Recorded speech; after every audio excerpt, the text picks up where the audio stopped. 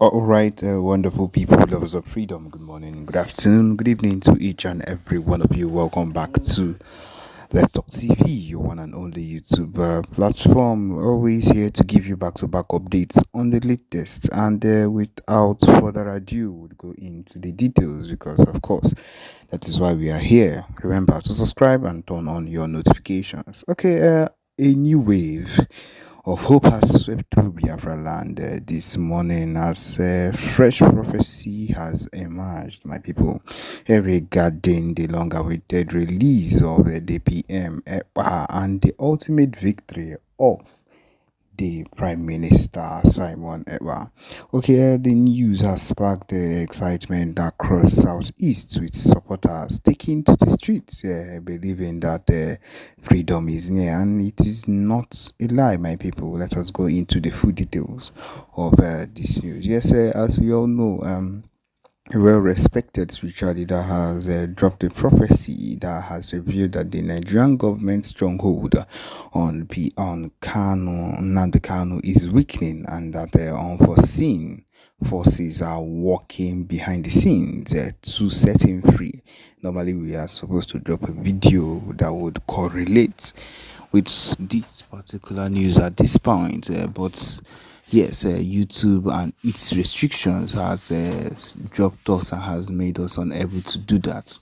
The revelation has also hinted at a divine intervention that would elevate PM Eba's position and bring Biafra's independence closer than ever before. The chains are breaking and the oppressors will soon bow. Nnamdi Kanu shall walk free and Biafrans will rejoice. This is what is coming straight from the prophet as he declared in a widely circulated message.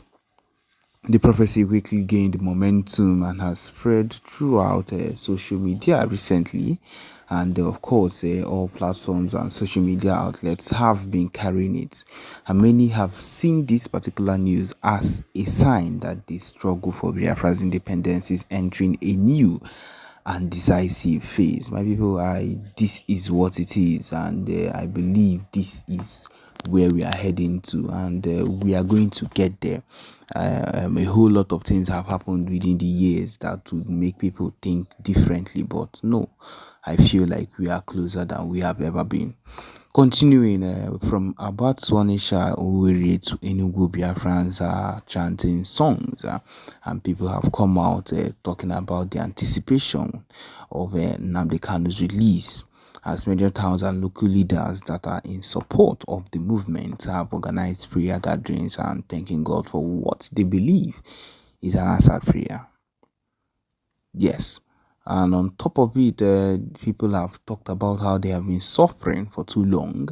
And today we have rejoiced because of the fact that our freedom is near.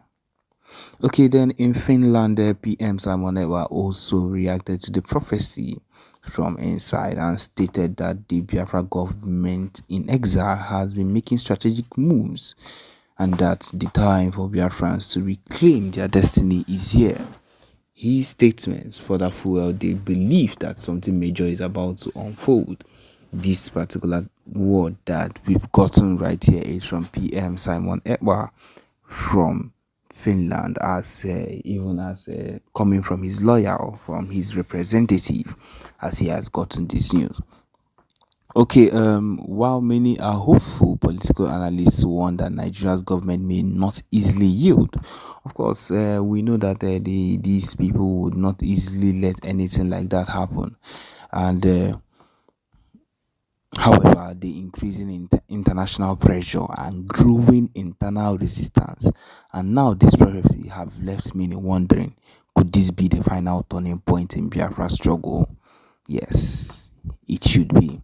For now, Biafrans are in joy and believing that victory is near. And as the days unfold, all eyes will be on the zoo government, yes, waiting to see if the prophecy will come true.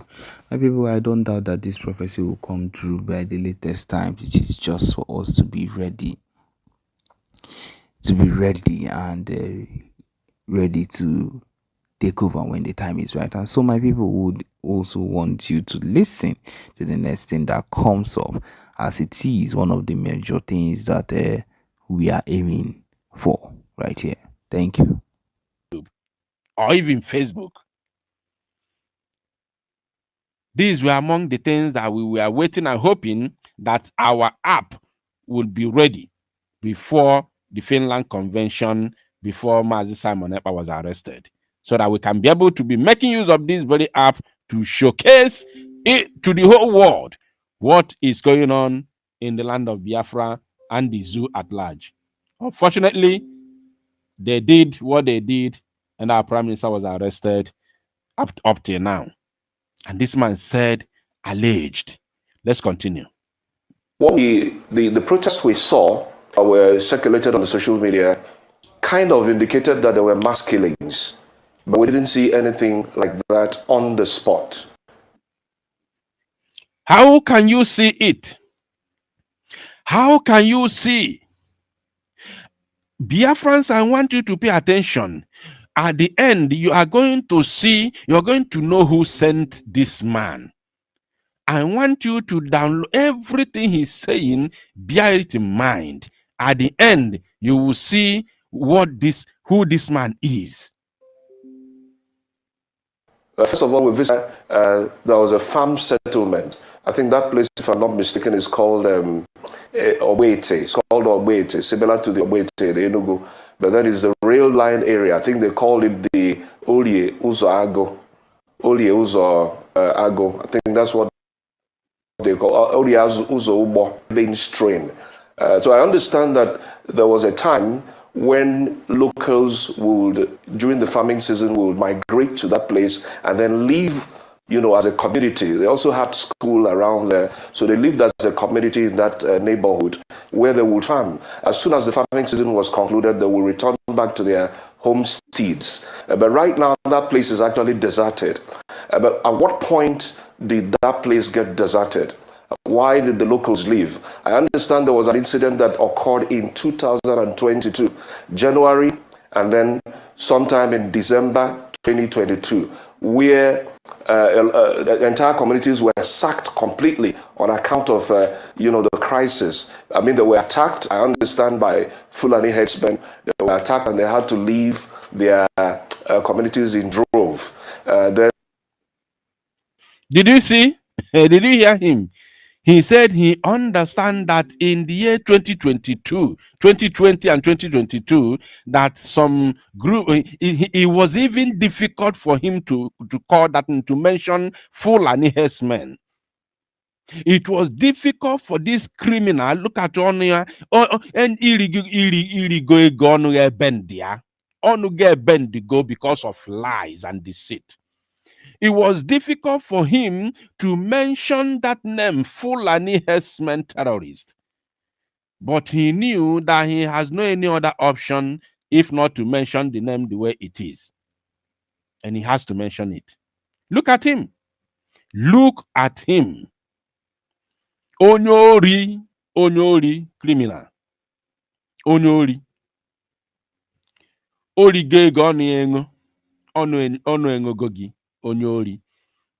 So, are you telling me that it was what happened in 2020 and 2022 till today that these locals you are talking about that deserted their farmland and homeland have not been able to return back to their homes and farmlands because of what happened in 2022, and there is no Fulani that has occupied that land now, yet the locals are unable to return back to their homes and farmlands?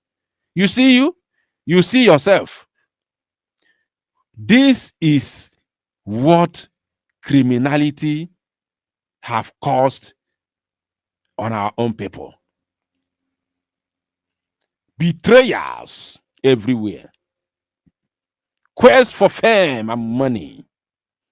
Money and power mongering. This is what criminality has caused our own people.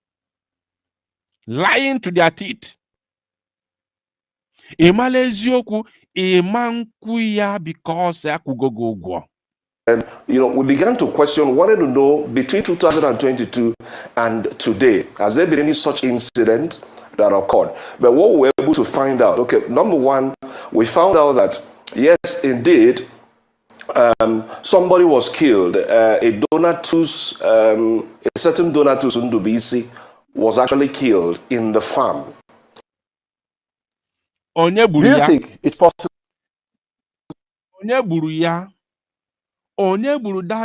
Donatus.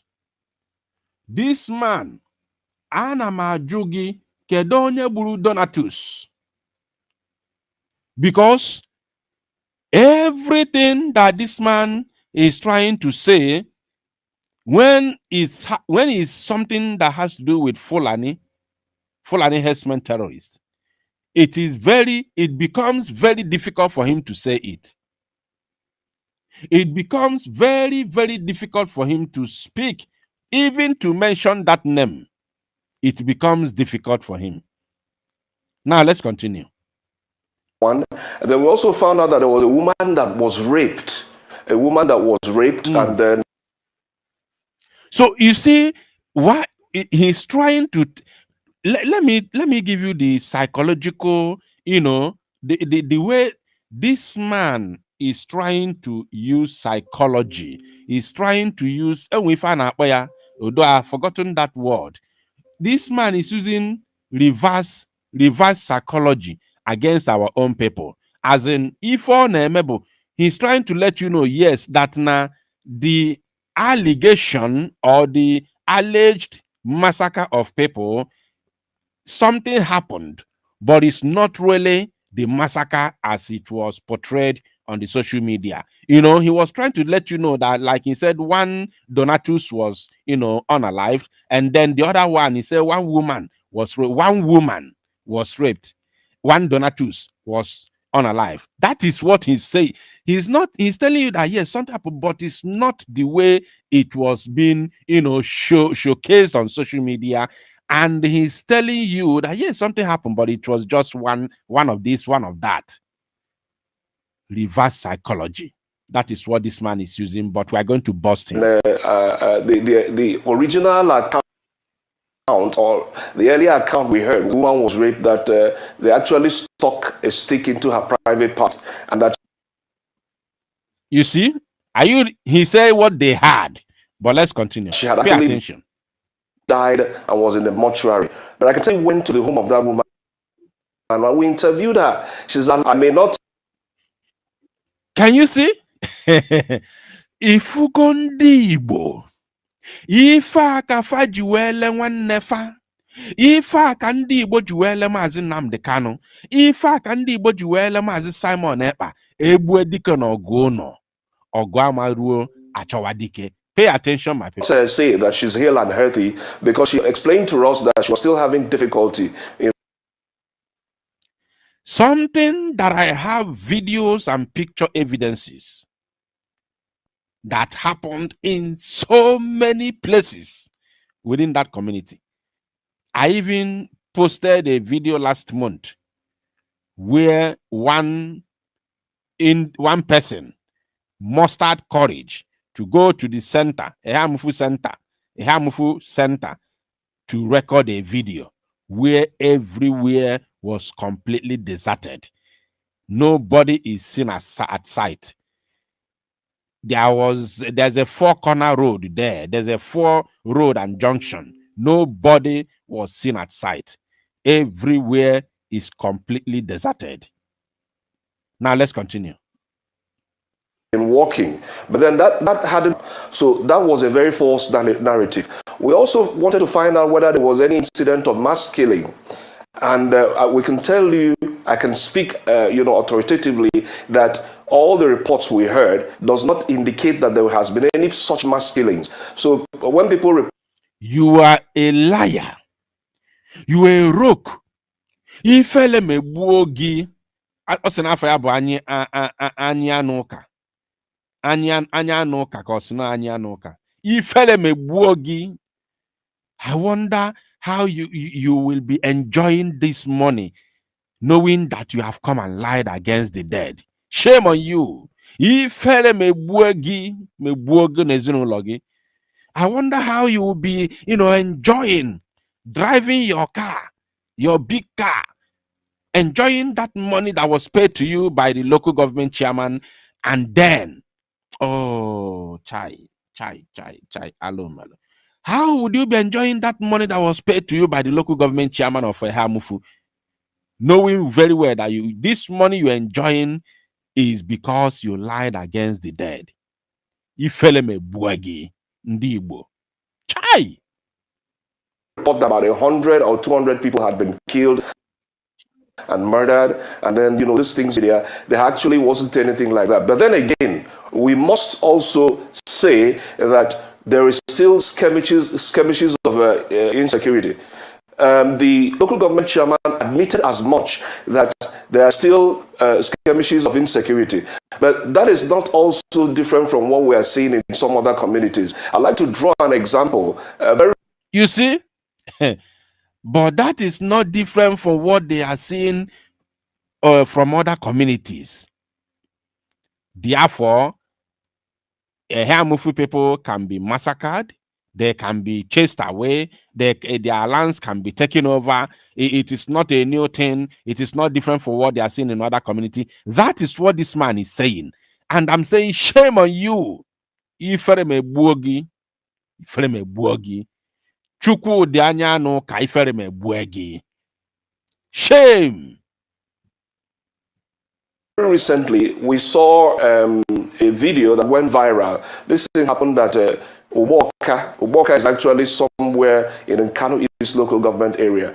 I don't know, you probably would have seen it, where a young man was taking a video, and he was actually showing how a Fulani herdsman with his cattle, the man was pulling out cassava, from the farms, and then feeding it to the cows. And he was actually saying that, no, this is unfair, that this might actually lead to some kind of crisis. So I wanted to draw some kind of similarity between the two incidents. So we have issues of insecurity, the issues of Hamufu particularly, but I can say that from all the things we observed on Friday, that there has not been any such mass killings as advertised or as promoted. All right. Hamufu. That's where you have, assessed, correct? Correct me if I'm wrong. You said Ehamufu. But there's been reports by a social media influencer called Nedu Ani, who's talked about, the Udi local government area being under siege, both in Afa, Egede, Eke, and some other towns. They've said that, they've witnessed a tremendous amount of killings. And we did see videos from women for weeks protesting. And I know that the government of Enugu State have alleged or have said that these attacks are orchestrated, and they've accused certain individuals who they say are criminal agitators and failed political elements of plotting this smear campaign against Governor Peter Mba's administration. To assess that claim, especially in the Udi local government, I wonder if that's the same area where Ehamufu is. And also the claim by the Enugu state government that these killings are orchestrated. Those are the people.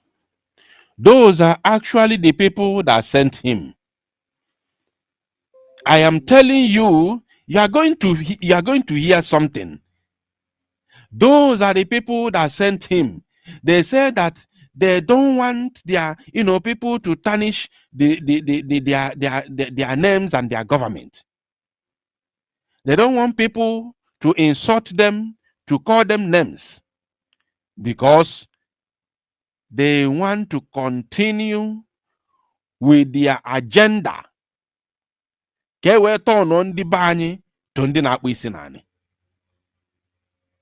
Ifugo ka enwe ike ịtọnụ ndị bani to ndị na-akpụ isi n'anị. Those are the people that sent him. Pay attention, you will see everything. Go that place, I will let you know.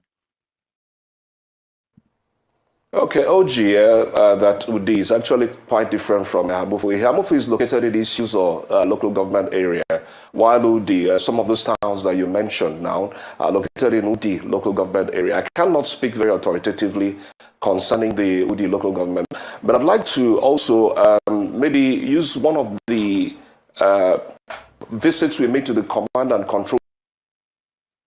center to speak based because we were taken to the command and control center and we saw the sophisticated nature of the equipment that were there. We were made to understand that those things were the images we saw were being fed by thermal cameras that are AI embedded. Because from there we could see some of the flashpoint areas in Enugu State where, we had issues of insecurity from time to time. We could see the vast lands of issues. Honestly speaking, I do not know. The security agencies might be in a better position to answer some of the questions you've raised concerning the activities in Udi. But if from what we observed at the Command and Control Center, I can tell you that there are cameras everywhere. I asked a question that they didn't even answer. I said, how were these cameras actually planted? Are they actually in the satellite? Because the way the images were, they could zoom to even little objects that people were carrying, passers-by were carrying and moving about. And, I was actually stunned that we had such a command and control center. I must also say that the Enugu State government is doing itself a disservice, by not promoting the kind of equipment they have. One of the questions that I raised, which is what he has come to promote. Are you getting it? He said that he is surprised that Enugu State is doing a disservice to itself for not promoting the equipment they have, which is what he has been paid to come and promote on television. That is the job he's doing now. Pay attention. Raised that day was, are the security agencies, those who man the roads, are they aware that we even have such sophisticated equipment that actually captures them? We've had incidences of security agencies harassing innocent citizens on the road, extorting money from them. From that command and control center, you could see these things clearly. They would zoom into faces and you could see the faces of the security agents. They clearly identified, and they explained that the amount of information that they generate on a daily basis is also analyzed, and what they do, they also carry out a behavioral analysis. So I want to believe that the security agencies will be in a better position to know whether there have been such crises in Udi local government area. Let me also say that we are aware that there are people who actually also deploy misinformation, Are you getting it now? Let me also use this opportunity to tell those who are asking me to block somebody in the comment section. Don't worry about anybody. You already know that right here we don't block people. We allow them to speak and rant as much as they can. Once you stop, responding to him, he will disappear. Don't worry about anybody. Let him continue ranting on the comment section. He's going to disappear once you stop responding to him or her. Let's continue. Some of them are coming here with Igbo names, but in actual sense, they are Fulani. You don't know. So don't allow them to distract you. Just pay attention. Write your own comment as you like, and pay attention to what we are doing, and let the Fulani with Igbo camouflage name continue their idiocy in the comment section. In order to gain some political mileage. We have seen in the past where people have also, manipulated issues of insecurity in order to oust someone from government. Let us also take our minds back to the Bring Back Our Girls campaign. When Goodluck Jonathan was the president of the Nigerian nation, we saw how he was eventually ousted out of office. We know that a lot of the campaign was around insecurity. We saw people who were also, magnifying figures, exaggerating events on account of the fact that they wanted to, gain that political position. Are you getting what this man is doing? He is indirectly campaigning for the local government chairman and Peter Mba that sent him to come and do this. And he claimed to be a journalist who has gone to do an investigative journalism in a Hamufu. Who has gone to do investigation in a Hamufu. That is what he's coming here to claim. To claim as an investigative journalist. He has gone to the investigation in Ehamufu to ascertain the damages, the level of damages in Ehamufu, and he has come here to tell the world that it is all lies, that they are doing it to tarnish the image of the government. Pay attention, while we already have videos and pictorial evidences of what really happened in Ehamufu. They wanted to make sure that Jonathan did not continue as governor. So if maybe I cannot say authoritatively, I think I mentioned that earlier. So if there are people who are using such stuff, maybe because they intend to dent the image of the state government, I think the security agencies, it is their responsibility to, with all the equipment we saw, with all the facilities we saw, I don't see why such people should not be, such thing cannot be investigated to the point that we will narrow it down to such persons who are carrying such rumors and have them arrested and prosecuted, if that is the case in this case. Yes, thank you so much, Dr. Chukwuma. Now, Honorable Obiago was on another platform. Chukwudi is my name. Apologies, Chukwudi, Dr. Chukwudi. And he spoke on the issue in Isuzu local government, right?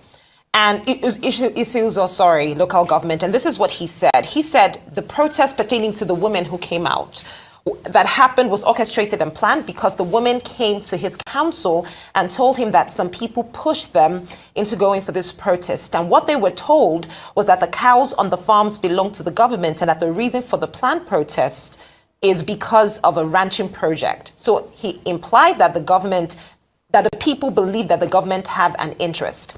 Most women who protested were referring to what happened years ago. They are being misled to believe that the government is the one frustrating them. So basically, he said that the women who even came out to protest in the first place did not even know why they were there. Now, I have to confirm, are you saying that there is no, at this time, there's nothing like any herdsmen killing anyone? That's my first. Are you saying that that is not the case? Then second, you talked about and you admitted that a man was indeed killed and a woman was raped. Juxtaposing that with the sophisticated equipment that you've just spoken about, whatever happened to those two people? Was there any follow-up to the man who was killed? The woman who was raped, I don't know if there's a gravity to how bad the situation is, because I don't know if you meant the fact that she didn't die, but she was only raped means that there was information. There's a part to that story that is true. So I just want you to expatiate on these issues. Is there actually, are you saying there is nothing like this? Because that's really the crux of this conversation. Are you saying there is nothing like any situation right now? One is killed. This sophisticated equipment, are they following up on that? Why was he killed? Where was he killed?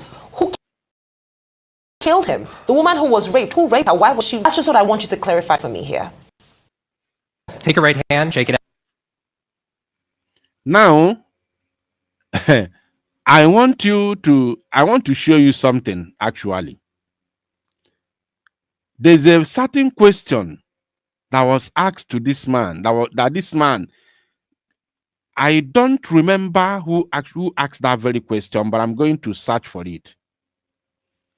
I'm going to search for that very question because one of the presenters decoded this man and knew that this man was on a mission.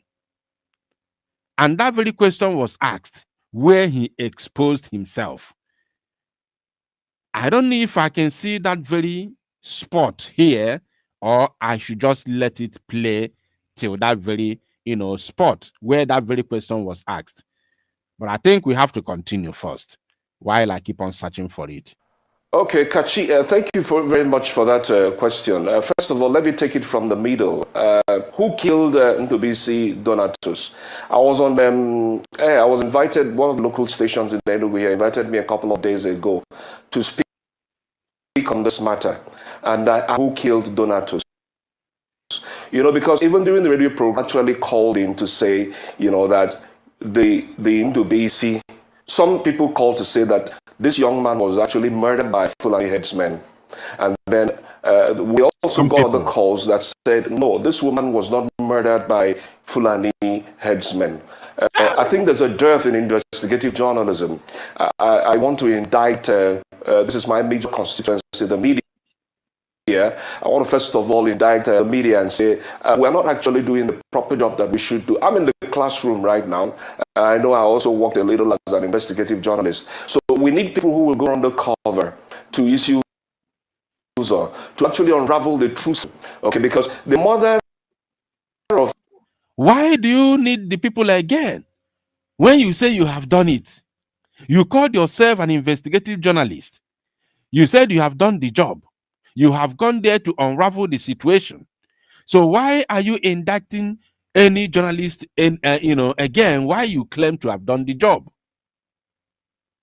Have you seen what you... Honest me, what is wrong with our people? Hey, hello, Mello. One of the narratives we heard was that the mother of Ndubisi Donatus said that those who murdered her son, that she heard them when they were discussing in their local dialect. This was part of the narratives we heard, part of the versions we heard. You see? And then we had another person who called in to say, no, he was murdered by Fulani. So we need to... I'm not in a position... You see? In that same situation, this man is now trying to, to put this very allegation on the villagers. He's returning the allegation on the villagers, indicting the villagers. That's why he said that the more